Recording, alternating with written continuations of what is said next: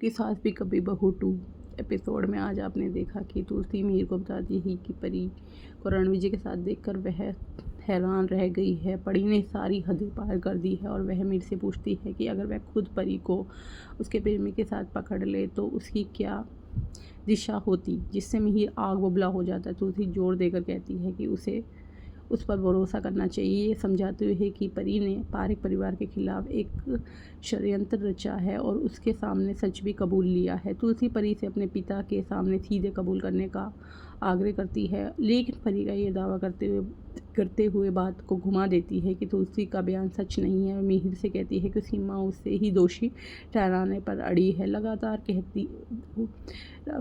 कहती रहती है कि उसने उसे चौल में देखा था। परी फिर रो कर उसने अपनी माँ से सिर्फ प्यार और सम्मान के लिए बात की थी और तुलसी पर उसकी ज़िंदगी बर्बाद करने का आरोप लगाती है और अपना नाटक खेलती है और वह सज़ा भुगतने को तैयार है, लेकिन वह कैरेक्टरलेस नहीं है। तुलसी उससे झूठ बोलना और परिवार को बेवकूफ़ बनाना बंद करने की मांग करती है, लेकिन परी बेहोश होने का नाटक करती है। जब तुलसी मदद करने की कोशिश करती है तो मिहिर गुस्से में उसे परी को छूने से मना कर देता है और उसे बाहर जाने को कहता है। घबराया हुआ मिहिर जाने के लिए सामान बांधने लगता है।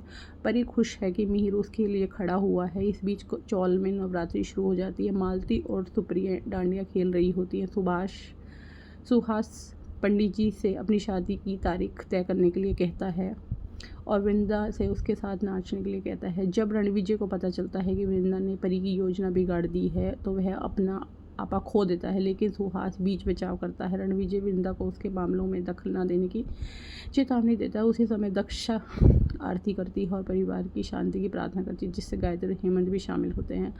घर वापस आकर मिहिर तुलसी की मिन्नतों को नज़रअंदाज करके सामान पैक करने में लग जाता है, जबकि गायत्री खुशी से देखती है और परी की वजह से पूरा परिवार तुलसी और मिहिर के बिना आरती कर रहे होते हैं। मिहिर गुस्से में बाहर निकलता है और तुलसी उसे रोकने की कोशिश करती है, लेकिन परी चतुराई से आरती में शामिल हो जाती है और इस अफरा तफरी का मजा लेती है। हेमंत, ऋतिक और अंगद बीच बचाव करने के लिए कोशिश करते हैं, लेकिन मिहिर यह कहकर सुनने से इनकार कर देता है कि उसे जगह से स्पेस चाहिए। उधर सुहास वृंदा से पीट जाता है और रानी की परेशानियों के लिए उसे जिम्मेदार ठहराता है, लेकिन रणविजय की परेशानी के लिए उसे जिम्मेदार ठहराता है। लेकिन वृंदा अपना बचाव करते हुए कहती है कि सुहास का दोस्त गलत है। सुहास उसे अपनी बातों पर ध्यान देने की चेतावनी देता है।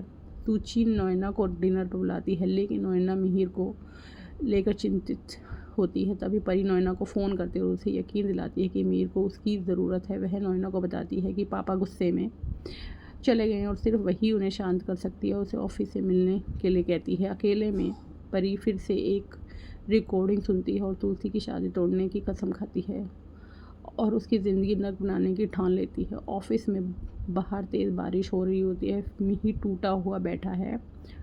मिहिर रो कर बेहाल हो जाता है। तुलसी के साथ बिताए हुए पलों को याद करता है, लेकिन उसे धोखा महसूस हो रहा है।